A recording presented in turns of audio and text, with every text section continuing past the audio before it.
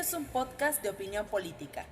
Aquí ofrecemos propuestas concretas a los problemas de la semana y anticipamos cuáles serán los nuevos en los próximos días.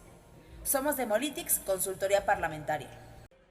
Hoy en el menú de la cena tenemos, de entrada, una nueva conformación del mapa político. De plato fuerte, anticipamos transfugismos en los legislativos. Y de postre, un dulce sabor verde ecologista. Bienvenidas y bienvenidos a Senadores, el podcast de Demolitics Investigación Estratégica, una firma de consultoría parlamentaria. El día de hoy servimos Marco García, director ejecutivo, Diego Servín, investigador, y yo, Danitza Morales, directora general de la consultora. También nos acompaña Gabo Sánchez en los controles. Y bueno, hoy vamos a estar cenando sobre varios temas. Primero, derivado de las elecciones del pasado 6 de junio, tenemos una nueva composición en la Cámara de Diputados y en 30 de los 32 congresos locales, los que elegimos las pasadas elecciones. Esto, sumado a las alcaldías y a las gobernaturas de los estados, alteraron el mapa político de nuestro país. Como consecuencia de los movimientos, decimos que pueden haber transfugismos en las legislaturas locales y federal como estrategias parlamentarias. Y para cerrar, tenemos la cereza del pastel, la pieza clave que va a ser el Partido Verde en la siguiente legislatura federal. A ver, les voy a dar el contexto más o menos de lo que está pasando. Chéquense, en las gobernaturas, Morena pasó de tener 7 gobernadores a tener 17 estados gobernados, ¿no? Después, el PRI disminuyó sus gobernaturas de 12 a 4. Esto fue una pérdida que representó pues, muchísimos estados. Y Movimiento Ciudadano va a gobernar en 2 de las urbes más importantes del país. Por un lado en el norte, en Nuevo León, y también en Jalisco. Dejando de lado las gobernaturas y enfocándonos en el tema de los congresos, hay unos datos bien interesantes, chéquense. 10 congresos estatales van a tener mayoría PAN, PRI, PRD, que son los que conformaron la alianza Vapor. Por otro lado, 19 legislativos locales van a tener mayoría derivada de que la ganaron Morena y sus aliados. Va a haber un congreso probablemente dividido en Zacatecas, que tiene un gobernador morenista, por cierto, y Jalisco va a tener mayoría de Movimiento Ciudadano, que va a tener un gobernador del mismo partido. Hay algunos estados que seguramente van a tener problema porque tienen gobernador y congreso de diferentes partidos. Ahí les van quiénes son. Por un lado tenemos a Hidalgo, cuyo gobernador es del PRI, que es Falla, y tiene un congreso con mayoría de Morena y sus aliados. Michoacán tiene un gobernador morenista, Alfredo Ramírez, y va a tener un congreso con la mayoría de la oposición, o sea, PAN, PRI, PRD. Este es un caso bien emblemático porque Samuel García en Nuevo León, que es de Movimiento Ciudadano, va a tener un congreso totalmente opuesto al de su partido, con mayoría de PAN, PRI, PRD, porque pues no tuvo muchísimo apoyo el Movimiento Ciudadano, el Partido Movimiento Ciudadano, en el Congreso local. En el caso de Oaxaca, Murat, que es del PRI, tiene un congreso de mayoría morenista. Quintana Roo, Carlos Joaquín González del PRD tiene un congreso igualmente con mayoría morenista. San Luis Potosí, otro de esos estados joya, ganó el Partido Verde Ecologista con Ricardo Gallardo, pero va a tener un congreso PAN-PRI-PRD, entonces ahí se anticipan unas buenas peleas. Y por último, pero no menos importante, que también ha sido un tema de controversia durante las elecciones, el caso de Monreal, que es gobernador de Zacatecas por Morena, que se anticipa un congreso dividido. Y pues bueno, así las cosas. Marco, con muchísimo gusto en saludarte. Cuéntanos, por favor, cómo estuvieron estos movimientos, cómo se reconfiguró la Cámara de Diputados. ¿Qué tienes tú por agregar? El nuevo panorama político en los estados. Evidentemente iba a ser una elección que se jugara en lo local y yo apuntaría nada más de todo lo que estás mencionando, que empezamos a ver un voto dividido en algunas legislaturas muy concretas. En Michoacán, en Nuevo León, en San Luis Potosí y en Zacatecas, que como bien decías probablemente tenga un congreso dividido, los electores, las electoras no le dieron la misma fuerza al gobernador que a su congreso local. Entonces, ese es un fenómeno aislado que se puede destacar de estas elecciones locales. Pero hay otro fenómeno también en el que apuntamos que hay estados donde un solo partido, sin necesidad de coaligarse con nadie, ganó más del 70% de los curules de mayoría relativa por sí solo. Hablamos del PAN en Guanajuato, Morena en Oaxaca, Movimiento Ciudadano en Jalisco, el PAN en Querétaro y Morena en Tabasco. Entonces, esto lo que nos ofrece es un panorama muy claro de que la elección local tuvo un peso muy significativo en este contexto, un peso que se trasladó también al ámbito del Congreso Federal, porque lo que estaba en disputa era la mayoría absoluta, el 50% más uno, para ver quién negociaba el presupuesto. Al final, Morena se terminó conservando esta mayoría gracias al Partido Verde del que estaremos hablando ahorita, pero es importante apuntar una cosa.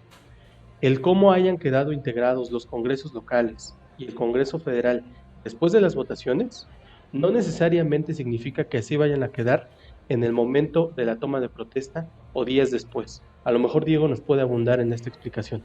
Hola, ¿qué tal? Muy buenas noches, Marco Danitza. Así es, las elecciones en los congresos locales van a tener mucho peso y no es cierto pensar que así van a estar compuestas a partir desde ahorita y toda la legislatura, sino que hay que pensar mucho en el fenómeno del transfugismo, que ya sucedió en el pasado y puede volver a suceder.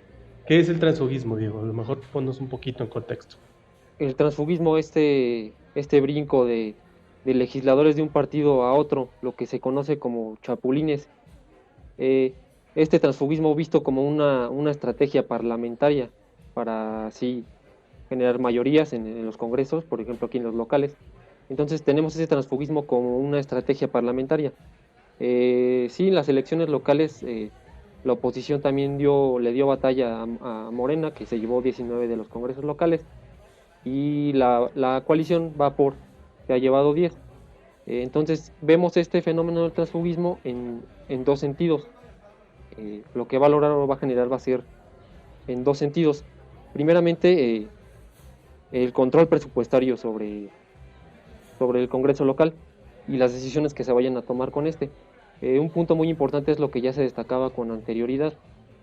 ¿Qué va a pasar en aquellos congresos donde la mayoría es de un partido de oposición y donde el gobernador es de otro partido, por ejemplo, de la coalición Juntos Haremos Historia, o viceversa, cuando el Congreso local sea de mayoría de Juntos Haremos Historia y el gobernador sea de la coalición Vapor, ¿no?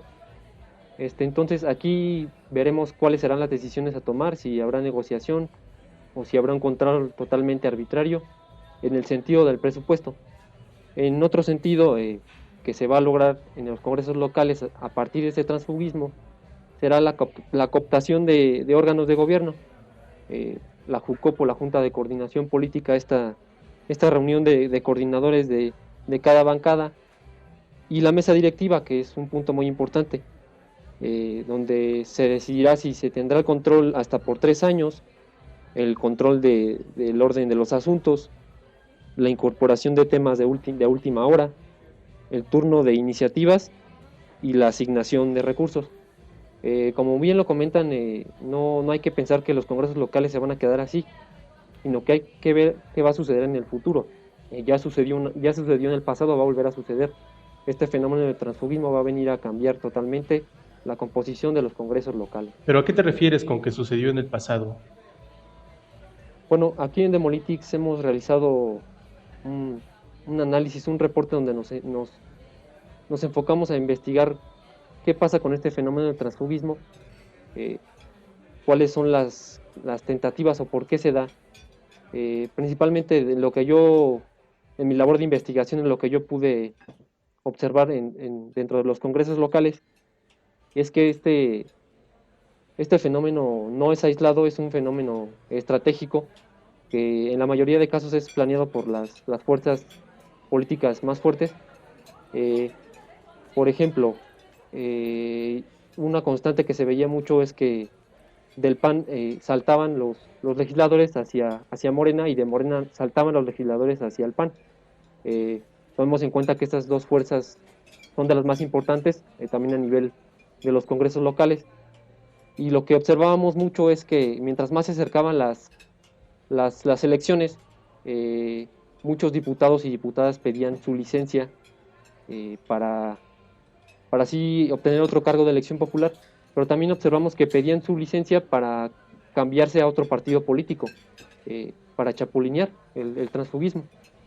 A ver, Danitza, si estoy entendiendo bien, lo que Diego nos está planteando es que hay dos escenarios por los que ocurre el transfugismo. Uno para la cooptación de los órganos directivos y otro para el control del presupuesto. Pero ¿a qué se refiere con esto del control del presupuesto? ¿Por qué se controlaría el presupuesto gracias a legisladores tránsfugas o chapulines? Porque se aprueba de una u otra manera, Marco. O sea, la discusión del presupuesto no solamente es votarlo, más bien ahí está como todo lo que se va a gastar durante un año. Entonces, ciertamente siempre se roba cámara porque pues ahí están los dineros públicos, ¿sabes? Y esa es una de las principales razones por la cual un congreso es un órgano de control, porque controla el presupuesto que se le va a otorgar al ejecutivo. Pero bueno, ya que tocas ese tema, Marco, yo sé que tú sabes muy bien todos los movimientos que hubieron al inicio de la 64 legislatura. ¿Cómo ves si nos lo compartes? Sí, la 64 legislatura fue la que empezó en 2018. Terminaron las elecciones, Morena ganó con 191 diputados electos, pero en cuanto inició la legislatura, recibió más de 67 diputados de sus partidos aliados, al día 1. Y eso evidentemente tuvo un sentido. No solamente fue para la negociación del presupuesto, que evidentemente iba a conseguir, porque iba a tener más de la mitad gracias a sus partidos aliados. En aquel momento el PES era el verde de hoy, pero también para, como bien decía Diego, para cooptar los órganos directivos, tener la presencia mayor en la mesa directiva. Gracias a eso, pues Porfirio Muñoz Ledo pudo quedarse como presidente de la Cámara de Diputados y ser él quien le pusiera la banda presidencial al presidente López Obrador. Y después de eso, lo que vimos fue que fue un comportamiento sistemático que se fue replicando en los congresos locales. Ya perfectamente lo decía Diego, no fue algo que ocurrió aquí y luego allá, pasado mañana en otro lugar, sino que fue un evento perfectamente orquestado, muy probablemente desde la administración centralizada, para tener más de la mitad de los congresos locales y poder así aprobar las reformas constitucionales que se planteaba desde la presidencia de México. Entonces, eso evidentemente puede volver a ocurrir y esta vez quien llevaría la mano para poder prestarse a esas negociaciones sería el Partido Verde. Y creo que ese es otro tema que querías tocar.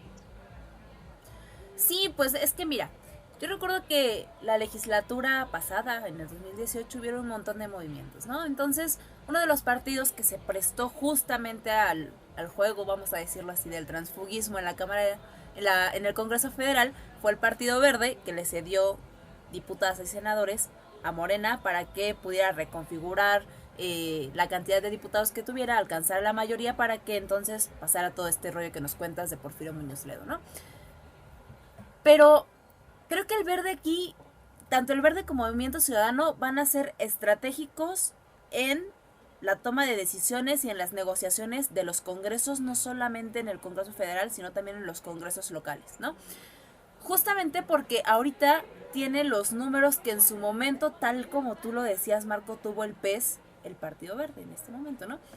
Y lo que sucedería aquí es que podría apoyar o frenar lo que uno u otro de los bloques, ya sea Morena, en este caso es Morena PT, y PAN PRI PRD, quisiera hacer, ¿no? Si se llegara a tener algún acuerdo con el Verde, este debería ser el momento, tanto con el Verde como Movimiento Ciudadano. Yo dudo mucho que Movimiento Ciudadano quiera negociar al grado de pasar muchísimos de sus legisladores, incluso desaparecer su bancada, pero yo creo que el Verde sí. Y Marco decía que a lo mejor se está vendiendo el Verde con la moneda cara, está dando a desear su amor, pero yo creo que más que eso está tratando de jugar y está tratando de jugar bien. Y si sigue haciéndolo tal como lo ha estado haciendo hasta ahora, yo creo que podría ser la joya apreciada del nuevo Congreso, ¿sabes? Entonces, Diego, si entiendo bien lo que está planteando Danitza es, en este momento, dos partidos bisagra pueden tomar las decisiones fundamentales en el Congreso. Uno es Movimiento Ciudadano, que tiene una buena cantidad de legisladores para poder inclinar la balanza en algún momento, pero sobre todo el Partido Verde. este partido que le daría a Morena y a todo su bloque la mayoría calificada del 50% más uno.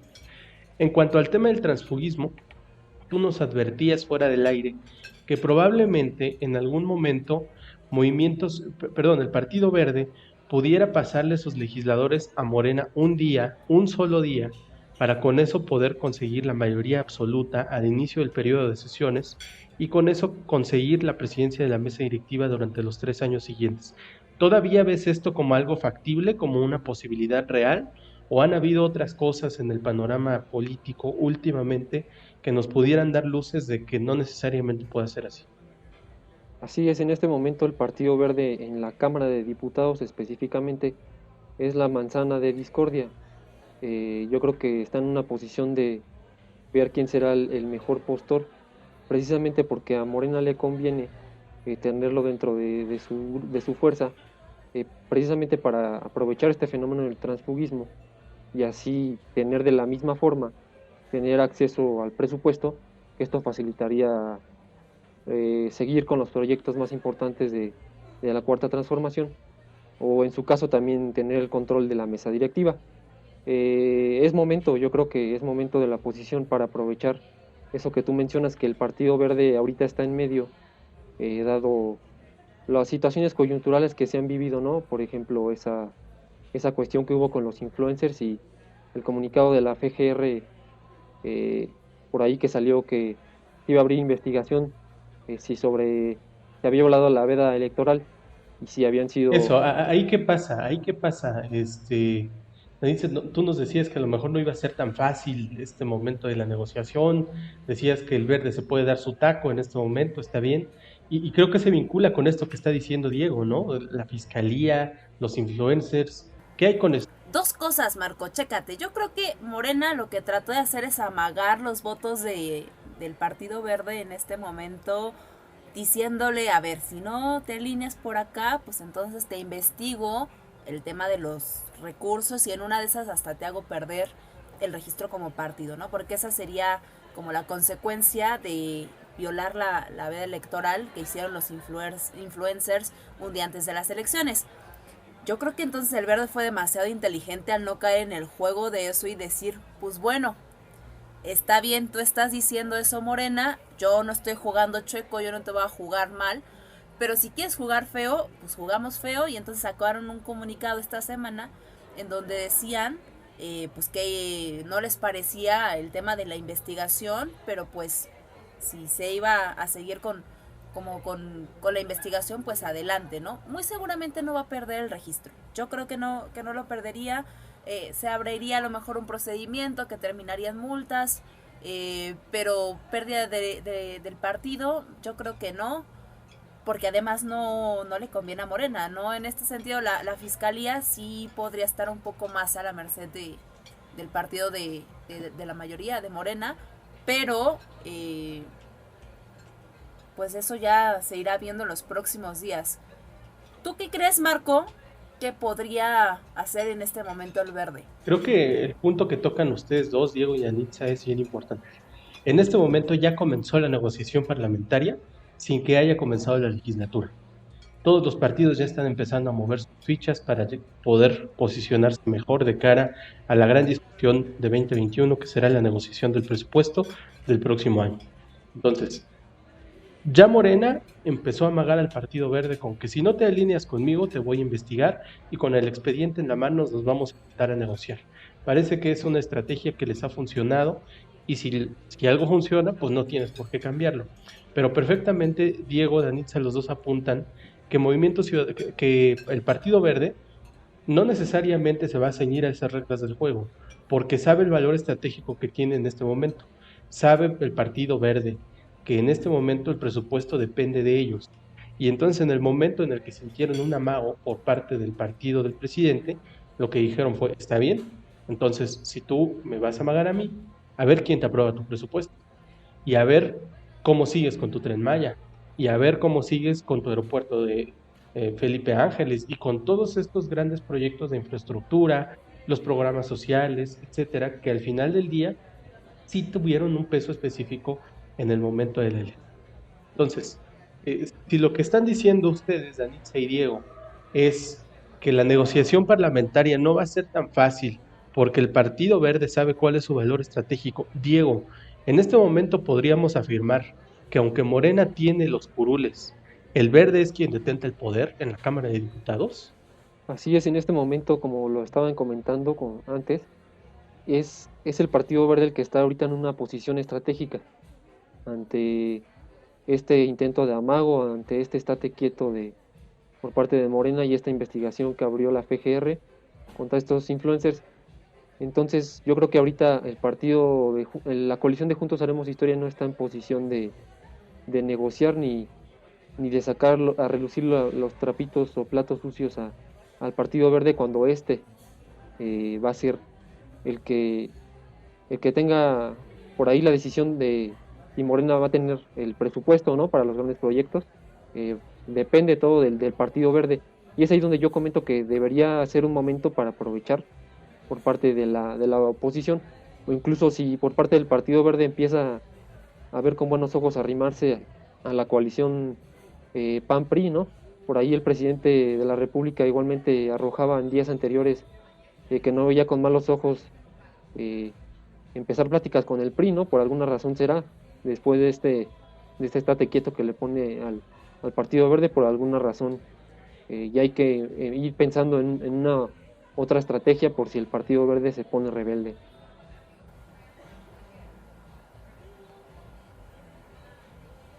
Marco, para ir cerrando, échanos por favor tu comentario final. Eso, el Partido Verde en este momento sabe y en cualquier momento puede desdoblarse hacia la oposición, como perfectamente lo decía Diego. El mensaje yo creo que de fondo, de salida, sería ese. Si hay un momento para negociar con el Partido Verde desde la oposición, es ahora.